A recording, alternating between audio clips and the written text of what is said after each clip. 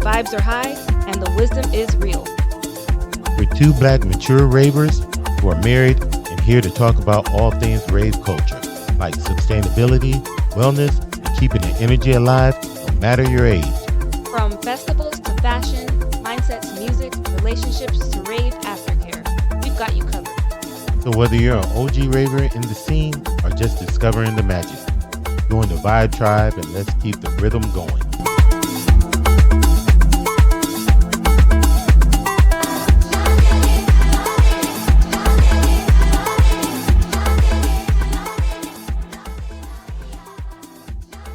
Welcome to Two Balanced Vibes. I'm Tim. And I'm Lauren. And today we're going to be talking about being yourself versus what other people are.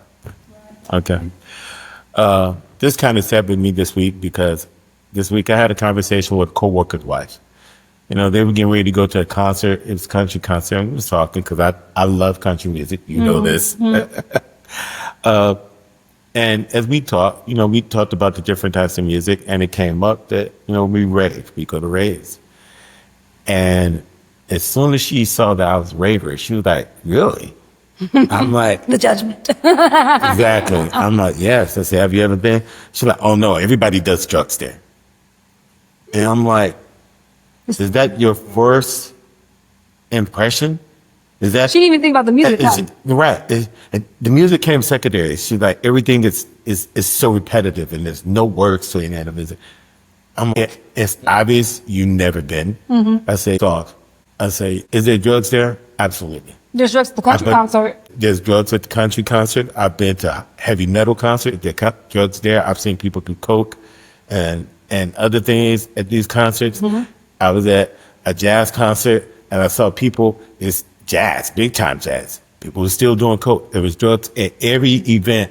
I love different music. People have a good time. They some want of facts and some people do drugs. Exactly. And it's not just ravers. Yeah. That's part of the stigma. And then the idea, well, you only listen to one type of music. First off, We listen to a lot of we stuff. listen to a lot of stuff. And at the raves, there are different, matter of fact, you probably can get more of a Variety. exactly, of music when you go to a rave. True, they play everything. And whether it's just the one, like you go to a concert and you're going to hear that one concert. That one, or it's that an one artist, their type of music. Their type of music. The only artist I know that really mixes it up is maybe like Beyonce, because she does different types of music, Right. or has in the past, but it still is Beyonce's style of that genre of music. So yeah, I do understand that there is a lot of variety at a rave show. You're going to hear country, you're going to hear rap, you're going to hear pop, you're going to hear trap. Okay, MC Wifey. Somebody make me into a remix. Okay, MC Wifey. But yeah, it's just kind of like, wow, people regurgitate a lot of the stuff that they hear without ever having their own personal experience. This is true. And also they don't realize that how much music that they already know that they're going to hear. Right. And that's what I was trying to explain. I'm like, and I asked her, I say, have you listened to any rap? She was like, yeah. I said, then you probably would love an Ari O'Brien concert because a lot of the stuff that he's played is mainstream. It was mainstream. He created some of this stuff. That I said that there was so much other to it. Let me be honest. I feel like what happens with ravers is that people think, oh, it's just this one type of music. What I find is I say, give me your favorites. And you can do this really easy. You can find someone that's on the list of favorites, somebody's done probably a remix or a remake or something. You know what I mean? Right. And then you play it for me and be like, huh, that's kind of fire. I know. I did that with you the other day. Did I tell you that? No. Oh, okay. So my son is 12. Yes. And I haven't really been hanging out too much. He's been in Texas with his father, and I was listening to the radio, listening to like 92.3 or something. And that Weekend song, Timeless came on. And he was singing it. I was like, oh shit, I didn't even know he liked that song. But Cream has a remix. Cream has a fire EDM remix. And I was like, oh, you like that? So the song, I said, I'm going to play something for you. What do you think? I put it on, and he said, next thing you know, he starts singing it again. He's dancing, and he wasn't dancing on the first one. I said, yeah, but me has something different there, huh? He's like, yeah, it's kind of like its own lyric. I'm like, exactly. So a lot of times like I was saying, it's a little bit of lack of understanding. Completely. It's a lack of knowledge and of what actually happens at a rave, or the experience of going to a I rave. think it's just a judgmental thing. It's very- It's not about being judgmental against ravers because it's in general. People are like, oh, that's the type of nigga. Me, for example, I don't like country generally. Yeah. But you've played a couple things here and there where I'm like, oh, I like that. So it's the judgment and the limitations that people put on themselves of, I wouldn't like that. Right. And that's what I was really trying to get her to understand. I say, you know, I've seen at the Raves, I've seen the Chainsmokers at the Raves. I've saw John Legend at a rave. Automatically just put yourself there in a box. I feel like it's really limiting. And so many times people want to put their opinion on you. Just that. You know, so I don't take it personally. I don't think you should take it. I try not to. But for me, as we talked, you know, I feel kind of bad because going to raves was like the ultimate version of self-expression, That's fair. you know. And so many times, you know, you go to, like, let's say right now Beyonce is doing Cowboy Carter. Everybody you see is dressed like a cowboy. Cowboy I'm doing the hat, same thing. cowboy boots. And these people have never worn cowboy stuff in their entire life. And I get it. It may be fun, but that's not really more of your self-expression. At raves, it's really about, you know, being who you are, being very authentic to who you are. And the music is really getting into your music. And like I said, there's so many different genres at raves.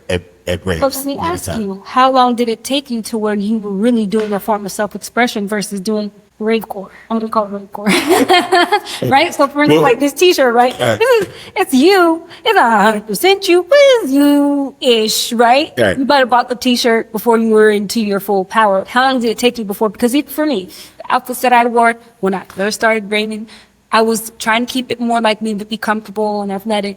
And then I went full on rave girl. And then I realized, like, okay, this is way not me. It's way, I'm more conservative in general. I was downtown in the alleys buying lingeries and put it together. And it was just not me. And this year I realized. I did not mind that. I knew it in between where I'm just me and my form of expression, which for me, that really means a lot. I'm a bubbly girl, you know. I need color, and I need texture, and I want to feel like woo, and be somewhat nude, but not like Don't have an with my granny looking at me crazy. and I do appreciate that about you. I really do.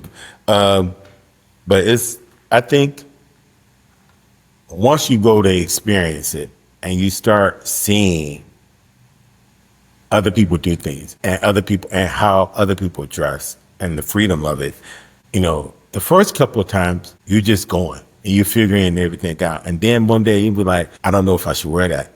But your rave guide or your rave partner will look at it and be like, of course you should.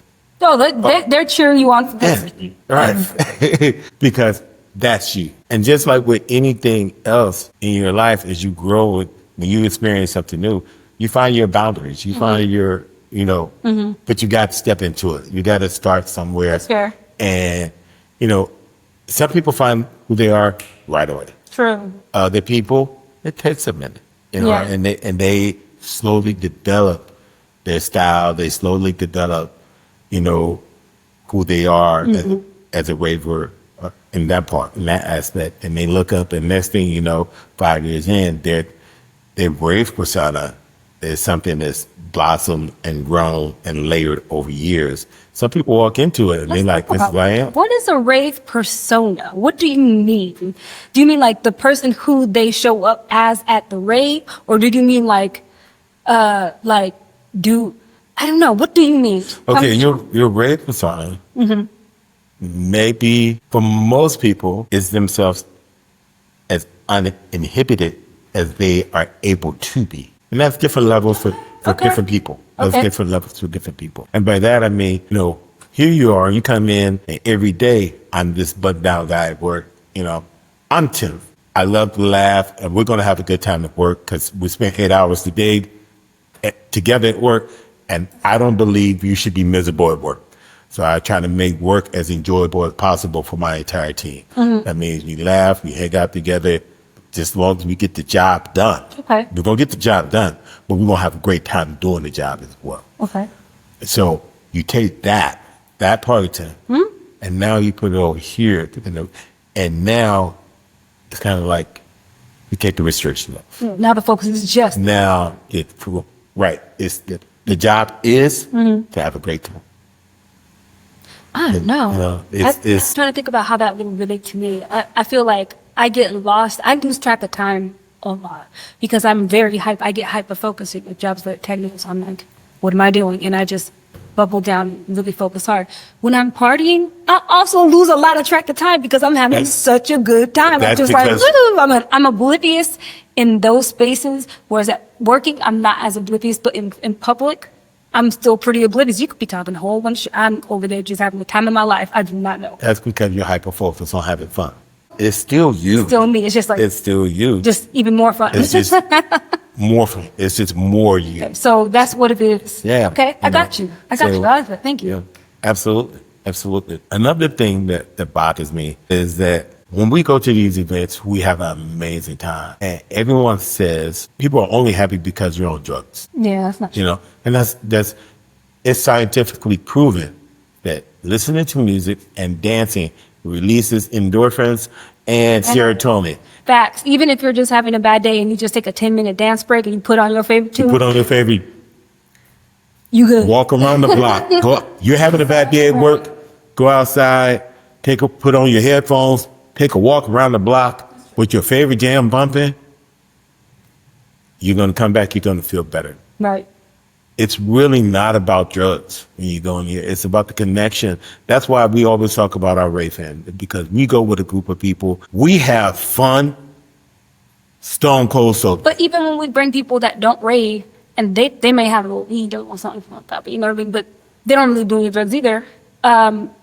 They have a great time, and they're always like, man, you guys look so happy. You guys are having such a good time, and we have a great time. And we have a great time. And we both have brought people who don't do this normally. Mm-hmm. And once they hang out with us, outside of them saying they had a great time, they all say your friends are so cool. Yeah. Your friends are like amazing. It's that part. That's what it's about, vibrating higher. And, Exactly. And community and having that experience together. You know, so many, exactly. And so many times I think, you know, as we do this, people lack courage in a sense. Mm-hmm. Because I think you have to have the courage to go out and find your place and make room for yourself in the world. Take up space in the world. You know, people would rather see you change and conform to their idea than accept you and meet you on your level of who you are. That's fair. You know, and I think it's very important. And this is one of those moments. Go out into the world and be unapologetically you. Be brave, but that's be loud. Practice. That takes practice. And that's the thing. Rave is like a practice of happiness for us. Yeah. It's a practice of happiness, and it's a repetitive thing. And I wasn't always the type of person that can go out and just be genuinely happy and completely oblivious to what, if somebody's on some other shit, you know, okay. And it wasn't that person before I started raving. And maybe that's because I enjoy it so much and you do it so much, even like at home, just enjoying some good music and some good vibes to the two of us. Right. It's the primary vibration that I won't have. Right. And that's what a lot of people don't understand is that the rave itself is just a practice of living high vibration. Like a vehicle. Exactly. You know, it's high energy. It's practicing self-love. It's practicing respect and love of other people. You know, the people who we rave with, we care about, we love, you know, and we respect them. So it's a unity thing. And I think so many times the rest of the people on the outside looking in, I think it's something totally different. Especially because we spend so much time if we do go to a rave. Yeah. So much time that what they must be doing to some other shit. So right. Yeah. You know, so, you know, it's a little nerve-wracking sometimes.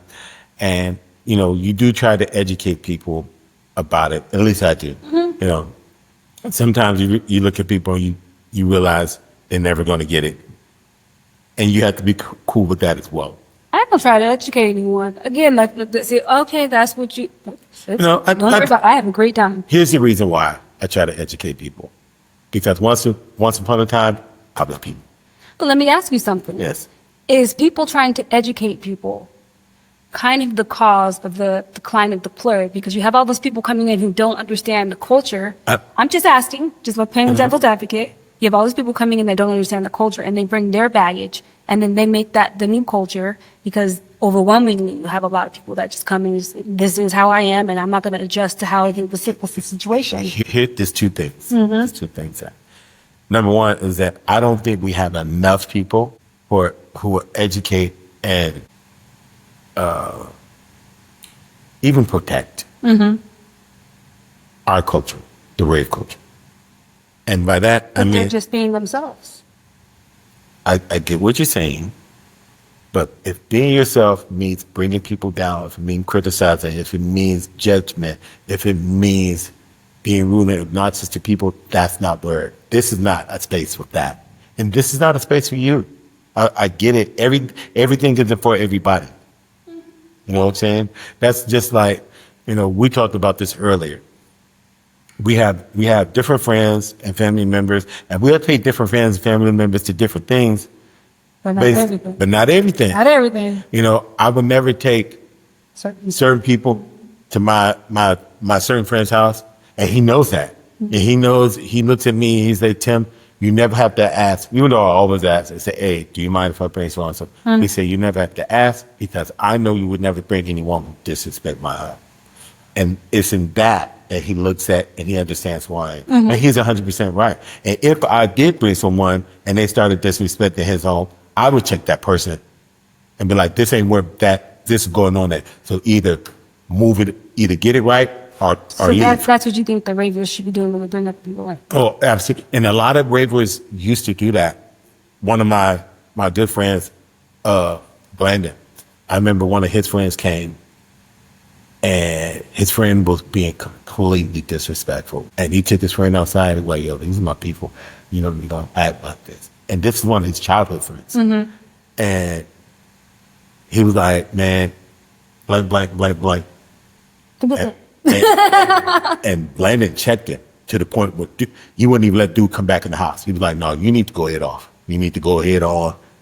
This ain't. I know, this but ain't it's hard fair. to do at a rave. That was probably somebody's house. It's hard to do at a rave. But true, but my thing is, But before you pep invite talks. people, There are pep talks. Look, we're not coming here to fight. We're not coming here to drink. and we're not coming here to and that's what I'm saying. We're not coming here to be disrespectful.